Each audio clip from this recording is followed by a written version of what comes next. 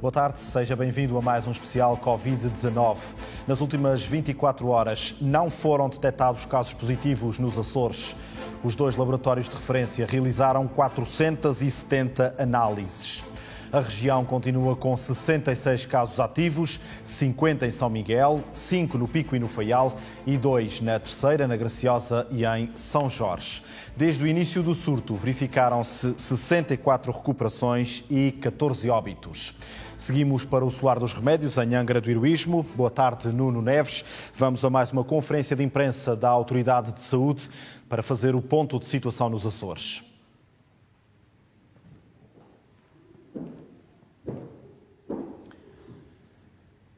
Boa tarde João Simas. De facto é assim, estamos mais um dia no Solar dos Remédios em Angra do Heroísmo para esta atualização do surto de Covid-19 nos Açores. Entretanto, foi-nos divulgado mais um dado. De facto, nas 470 análises que tu referiste não foram detectados quaisquer casos positivos. Entretanto, temos uma notícia de última hora que nos chegou já depois de chegarmos aqui à Secretaria Regional da Saúde, no Solar dos Remédios, de que poderá haver mais um óbito nos Açores. Se isto se confirmar, passam de 14 para 15 os óbitos nos Açores, depois, aliás, consequência deste Covid-19, são também agora 11 de utentes do Lar do Nordeste. Portanto, com esta atualização, temos então 64 casos de doentes recuperados, 15 óbitos e agora 65 casos positivos ativos na região. São Miguel, de 50, passa para 49 casos positivos ativos, 2 na Terceira, 2 na Graciosa, 2 em São Jorge, 5 no Pico e 5 no Faial. Hoje também é dia de reabertura ou de possível regresso à normalidade em 8 das 9 ilhas dos Açores, aliás, em 7 das 9 ilhas dos Açores, Graciosa e São Miguel. Esta normalidade continua adiada para meio do mês e final do mês de maio, mas em 7 das ilhas hoje já abriram o comércio, já abriram também outros estabelecimentos comerciais. Aos poucos as ilhas começam a regressar à normalidade. Vamos também perceber um bocadinho como é que estas coisas estão a passar em várias ilhas dos Açores. Entretanto, Tiago Lopes já entrou nesta sala. Vamos dar início a mais um briefing da Autoridade Regional de Saúde. Boa tarde a todos, novamente. Terminámos ontem o nosso ponto de situação com 626 casos. Obtivemos 309 resultados negativos e 317 desses 626 aguardam por colheita ou análise laboratorial. Até às 0 horas de hoje deram entrada a novos 341 casos, desses 136 negativos e 205 aguardam ainda por colheita ou análise. Faz um total de 522 casos neste momento na região, sendo que desses 457 são referentes a rastreios. Em termos de vigilâncias ativas, ontem tínhamos 1982, temos atualmente 1976, 742 encaminhadas através da linha e 1234 através das delegações de saúde. Infelizmente temos hoje alterações ao nível dos internamentos nas unidades de saúde da região, derivado a um óbito que foi registado durante o dia de hoje, de uma utente de 82 anos que se encontrava internada no Hospital do Divino Espírito Santo, utente ela também da estrutura inicial para idosos da Santa Casa Misericórdia do Nordeste, a quem a família nós prestamos as nossas sentidas condolências. 19 utentes permanecem internados no Hospital do Divino Espírito Santo, 2 no Hospital de Santo Espírito de Terceira e 1 no Hospital da Horta, 43 em contexto domiciliário, sem grandes alterações relativamente àquilo que foi transmitido ontem, 1 na Ilha Terceira, 4 no Faial, 2 na Graciosa, 5 no Pico, 1 em São Jorge e 30 em São Miguel. Mantemos também o mesmo número de casos recuperados na região, 64. Em termos de casos positivos ativos por via do óbito registado, temos atualmente 65 casos positivos ativos. portanto só com a alteração ao nível da ilha de São Miguel relativamente àquilo que ontem foi transmitido e uma passagem de 14 para 15 óbitos neste momento na região. Desde o início do surto, temos atualmente praticamente 5.000 casos identificados, 8.979, desses 8.313 negativos, 522, como disse há pouco, aguardam, os 65 positivos ativos que acabei também de mencionar, 64 recuperados e 15 óbitos. Feito o ponto de situação, deixaria então agora espaço para perguntas. Uma primeira questão sobre a flexibilização das restrições em virtude da Covid-19 nos Açores. A pergunta é sobre como é que está a correr este processo de regresso à normalidade, pelo menos em 7 ilhas dos Açores. Até ao momento, não, derivado a outros assuntos que tivemos meramente em mãos, não foi reportado nenhum constrangimento de maior, mas tal como nas outras situações ao longo das últimas semanas e ao longo dos últimos meses, recordo-me, falávamos também sobre isso na altura das cercas sanitárias na ilha de São Miguel. Claro, todas as medidas que são recentemente implementadas provocam sempre constrangimentos no dia-a-dia da população e de qualquer cidadão residente aqui na região. Não tendo chegado numa situação em concreto de maior ou especial e significativo constrangimento, é natural que existam e se assim acontecerem, e chegando ao nosso conhecimento, iremos tentar retificar na medida do possível. Boa tarde. Eu tenho duas questões. Iria começar talvez pelo regresso à normalidade nos hospitais, nas unidades de saúde. Sei que normalmente não fala de casos concretos, nós também tentamos não falar de casos concretos, mas há um exemplo paradigmático do que se passa um pouco por toda a região, que tem a ver com um doente oncológico. Para lhe dar um exemplo, para perceber um bocadinho a questão, um doente que tinha uma consulta, aliás, uma intervenção cirúrgica marcada para dia 20 de março, continua a aguardar esta reprogramação. É um doente com um caso grave de cancro, 1 mês e meio, nestes casos, em alguns casos, pode fazer a diferença. Presumo que haja outras pessoas também à espera dessas intervenções, nesse tipo de intervenção, de oncológica. O que eu gostava de saber era se sabe quantas pessoas estão à espera de intervenções a nível oncológico nos hospitais da região e se há alguma data ou alguma perspectiva de quando esse tipo de doentes, muitos até vão ser intervencionados por médicos que vêm do continente, se tem alguma perspectiva para que estas coisas sejam reprogramadas? Números em concreto de utentes a aguardar não tenho, até porque existem variedíssimas situações de utentes que aguardam ou por intervenções cirúrgicas, como referiu, ou por realização de consultas, realização de exames complementares de diagnóstico, muitas das vezes até aguardam por deslocações ao exterior da região também para terem mesmo essa assistência a nível clínico e, portanto, é consequência das últimas semanas que nós vivemos, portanto, é um constrangimento evidente, visível, perceptível para qualquer um de nós, tanto profissionais de saúde como a nível individual. Com certeza que conheceremos muitas situações dessas, infelizmente, mas que decorrem precisamente do estado de emergência que recentemente findou e do qual nós estamos agora a sair e a proceder a essa retoma.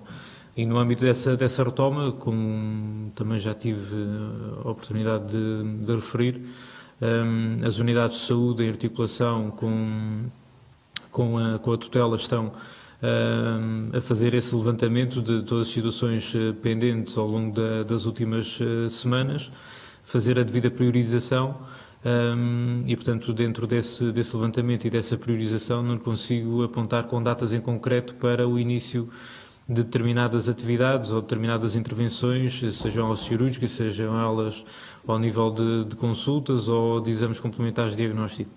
Irão ser feitas agora no âmbito desta retoma da atividade assistencial, sendo que, conforme foi dado nota na resolução do Conselho de Governo, de que, à medida que as medidas de flexibilização estão a ser implementadas nas diferentes ilhas, atendendo à situação epidemiológica em cada uma delas, foi dado nota da brevidade e da urgência da sua retoma.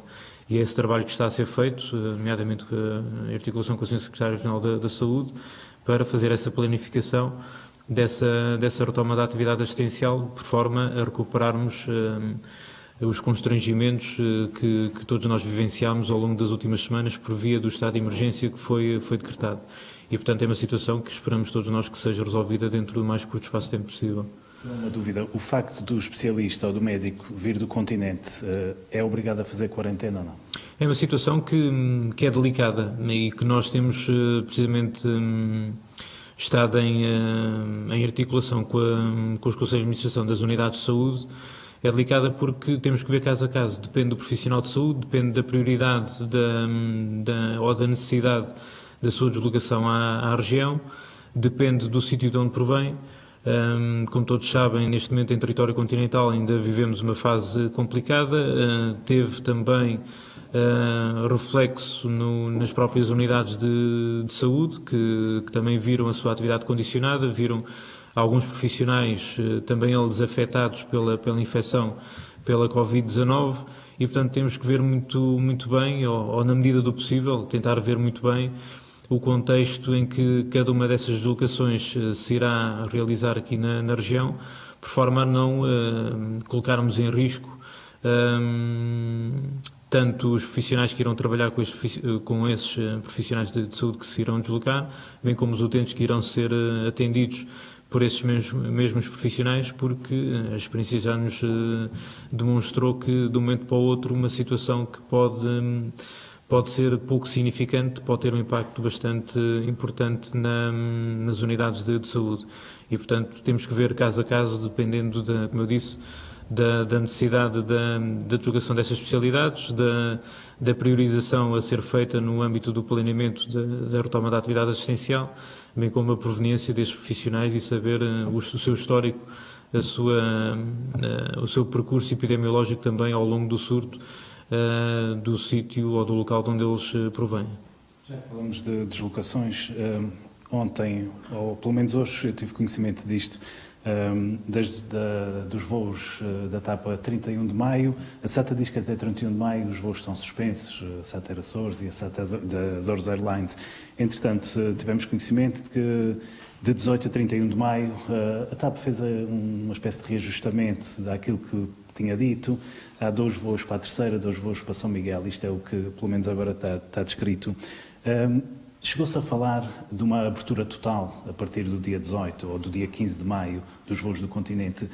Estes 2 voos para a Terceira e 2 voos para a Ponta Delgada asseguram, no seu entender, que poderá ter havido aqui algum recuo ou alguma pressão até do Governo Regional para que a abertura não fosse tão rápida? As decisões que lá está que são tomadas, nomeadamente pela companhia aérea que referiu, com certeza que serão suscetíveis de vários critérios, de diferentes variáveis que inferem nessa tomada de decisão. Saber em concreto qual é que foi o mais preponderante ou todas elas que estiveram na base dessa tomada de decisão não lhe consigo afirmar com certeza. Contudo, é uma situação que acompanhamos e que, independentemente do número de ligações aéreas que possam ser realizadas aqui para a região, importa-nos efetivamente atender e a ter atenção a todos os passageiros que desembarcam na região, por via a acautelarmos qualquer tipo de transmissão proveniente do exterior da região, de algum passageiro portador do novo coronavírus e que possa, de um momento para o outro, desencadear um novo foco de transmissão a nível local. E, portanto, independentemente das decisões que são tomadas a nível de frequência de ligações aéreas, é uma situação que acompanhamos e que nos ajustamos, na medida do possível, consoante essas decisões que são tomadas. Perguntar-lhe se já há alguma previsão em relação à retoma das visitas aos lares e aos centros de saúde. Neste momento ficarão ainda suspensas durante algum período de tempo. Nós estamos a viver esta fase de retoma, de regresso, conforme temos dito, a uma nova normalidade, e temos ainda de permitir a essas entidades algum ajuste a estas novas dinâmicas e, portanto, nesse sentido, será de cautelar ainda a manutenção dessa suspensão, não invalidando que, mediante o acompanhamento e evolução do surto aqui na região, que possam de um momento para o outro ser alteradas consoante as necessidades. Mas, pelo menos para já, dentro dos próximos dias, não está previsto esse levantamento dessa suspensão, compreendendo a ansiedade e a preocupação de muitos dos familiares das pessoas que se encontram institucionalizadas, mas, pelo menos por segurança, durante os próximos dias ainda não iremos proceder a essa suspensão, não invalidando que depois, de um momento para o outro, possa ocorrer esse levantamento.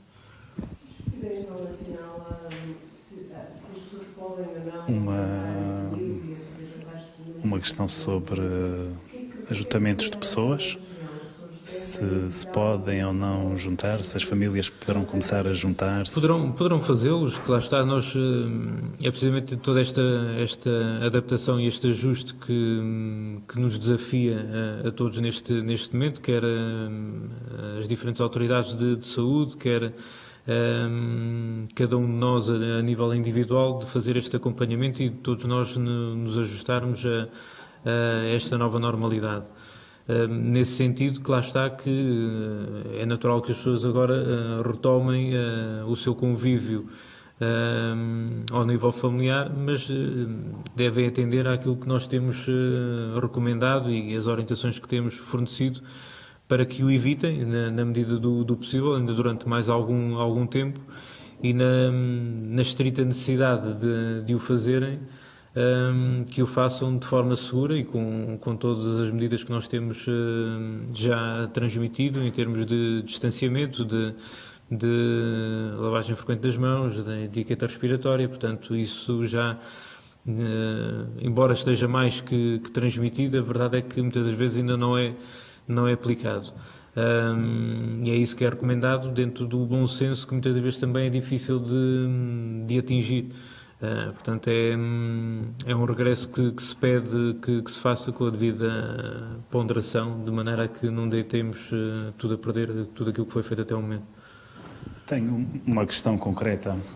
Nós recebemos uma espécie de documento da Associação de Encarregados de Educação e Amigos da Escola Básica e Secundária de Santa Maria. Isto prende-se com a reabertura das aulas presenciais que estavam anunciadas, creio, para 11 de maio.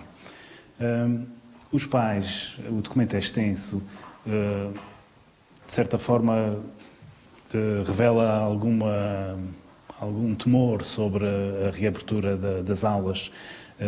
Eles dizem que mais de 80% dos encarregados de educação não está de acordo com a reabertura das aulas e elencam alguns fatores e alguns argumentos. O que eu queria saber era se esta reabertura vai mesmo avançar, se é um daqueles casos em que também com estas reações das pessoas pode haver algum recuo ou não. É normal que a população possua algum receio agora deste regresso à normalidade.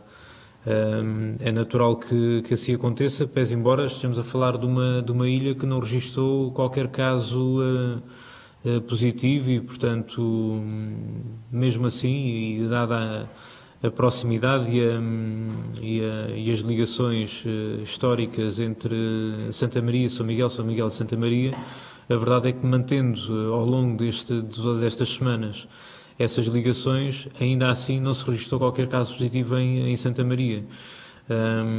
Portanto, pese embora nós possamos dizer que nada há a temer, a verdade é que há sempre algum receio associado a esse regresso à normalidade e, portanto, é perfeitamente natural que assim aconteça.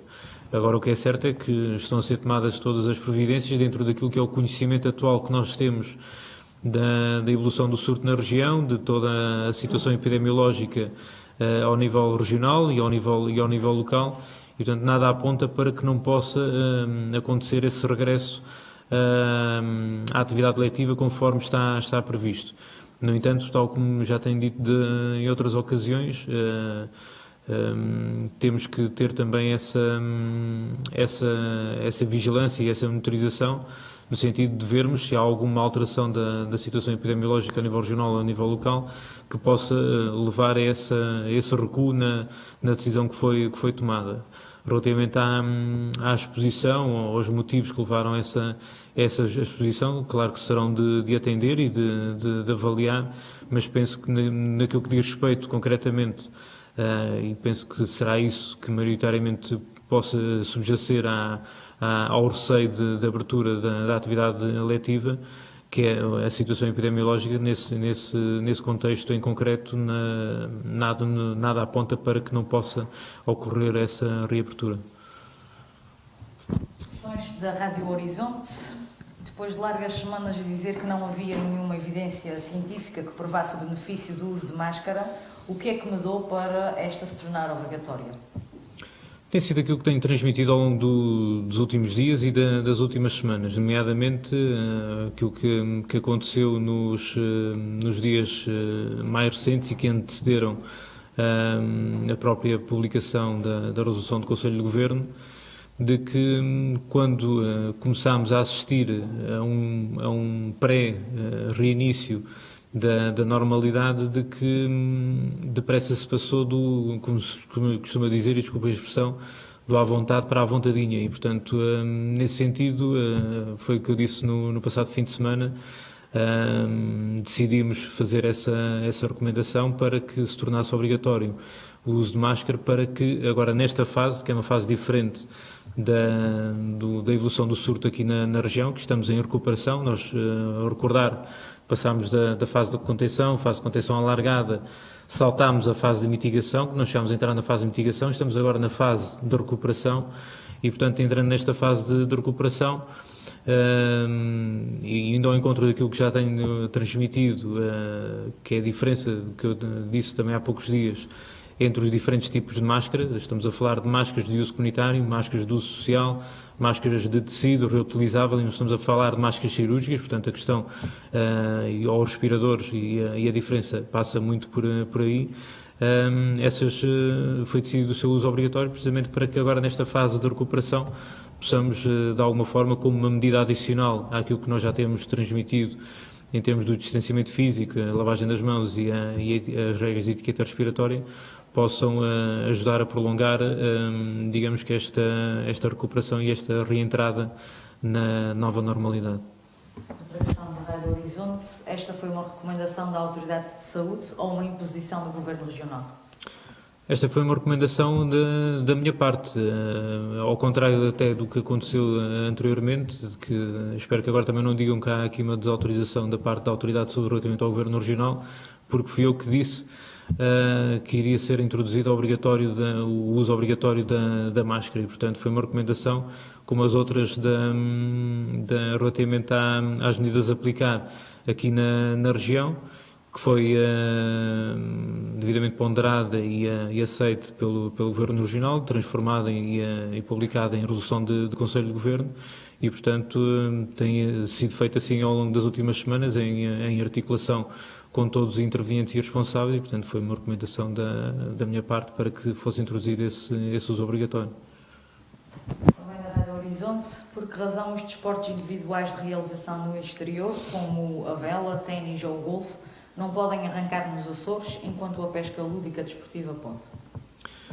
Para já falamos de desportos diferentes, não é? E convém relembrar que na região autónoma dos Açores a pesca lúdica, ainda para muitas famílias, é de certa forma ainda um meio de subsistência, uma forma de colocar comida em muitas casas, e portanto é completamente diferente do golfe ou do ténis. Agora não invalida que, consoante o evoluir da situação, seja feita também a retoma a outras atividades desportivas que neste momento se encontram ainda suspensas, mais do que propriamente as atividades, depois também a utilização dos espaços inerentes às mesmas.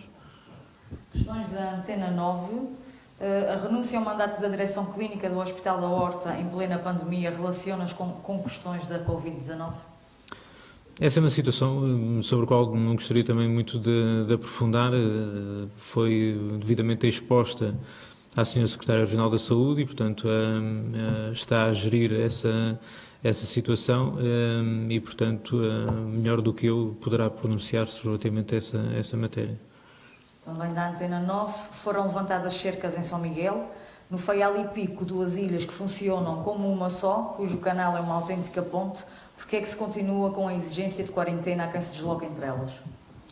A exigência de quarentena, que convém relembrar ou recordar que, precisamente pelo facto de termos em consideração toda a relação e a ligação que existe entre as ilhas do chamado Triângulo, nomeadamente São Jorge, Pico e Faial, não existe obrigatoriedade de quarentena nas ligações marítimas para determinados casos em particular que são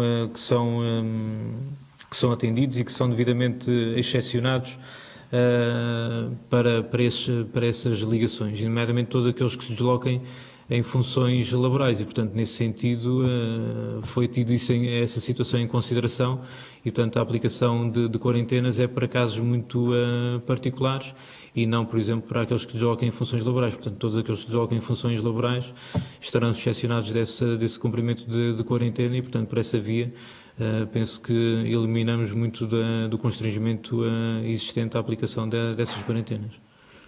Do Jornal do Pico, tendo em conta as regras de desconfinamento e tendo relatos da existência de snack bars que servem refeições que não respeitam as indicações da Autoridade de Saúde Regional, para além de servirem bebidas para consumo, sendo estas consumidas fora dos estabelecimentos, mas com muita proximidade destas, a nossa pergunta vai para o facto de já ter sido ou não enviada alguma diretriz para a fiscalização, ou se estão autorizados a fazer estas vendas? Relativamente às vendas, nós já dissemos isso anteriormente, o takeaway já na altura do estado de emergência era permitido, era possível. Relativamente às orientações, ainda ontem e hoje também irão ser emitidas orientações para determinados contextos, indo ao encontro da forma faseada como está a ocorrer a abertura de alguns estabelecimentos e de alguns espaços e de alguma da atividade. E nesse sentido, situações pontuais como essa que acontecem, eu presumo que aconteçam durante agora os próximos dias, durante esta fase de adaptação e, portanto, respeitará sobretudo ao nível local, tanto da parte da Delegação de Saúde Conselhia como das Forças de Segurança a nível local, proceder a esse acompanhamento e essa monitorização e, portanto, todos aqueles que tenham conhecimento dessas situações deverão reportá-las ao nível local também aos diferentes intervenientes e responsáveis, de forma a que seja feita essa advertência, essa chamada de atenção para correção dessas atitudes e comportamentos menos abonatórios para a fase em que nos encontramos. Também do Jornal do Pico. No Pico, a maioria dos empresários deste ramo está a cumprir as regras e outros, pelas portas traseiras ou semiabertas, vão fazendo o seu negócio, colocando em causa a saúde pública. Tem conhecimento disto nesta ilha? Houve alguém a dar essa autorização para a Ilha do Pico? Não houve, que eu tenho conhecimento, autorizações especiais nem excepcionais para determinados contextos na região, nem para no caso concreto da Ilha do Pico. Volto a dizer, são situações que são conhecidas, devem ser reportadas aos responsáveis ao nível local, de forma a que sejam devidamente acompanhadas, monitorizadas e corrigidas, se assim for necessário. Está então concluído mais um briefing da Autoridade Regional de Saúde sobre o surto de Covid-19 nos Açores, no dia em que temos a registrar mais um óbito confirmado por Tiago Lopes. São então agora 15 os óbitos relacionados, ou pelo menos de doentes infectados com Covid-19 nos Açores. Para já temos 64 casos recuperados, 15 óbitos e agora 65 casos positivos ativos em toda a região, recapitulando, 49 em São Miguel, 2 na Ilha Terceira, 2 na Ilha Graciosa, 2 em São Jorge, 5 no Pico e 5 no Faial. João. Nuno Neves e Paulo Pereira, em direto da Ilha Terceira. Estivemos a acompanhar mais uma conferência de imprensa da Autoridade de Saúde Regional sobre o surto de Covid-19. Tiago Lopes a anunciar então mais um óbito nos Açores, relacionado com o lar de idosos da Santa Casa da Misericórdia do Nordeste. É uma utente de 82 anos que estava internada no Hospital do Divino Espírito Santo em Ponta Delgada. Tiago Lopes adiantou também que a obrigatoriedade do uso de máscara partiu de uma recomendação da Autoridade de Saúde Regional.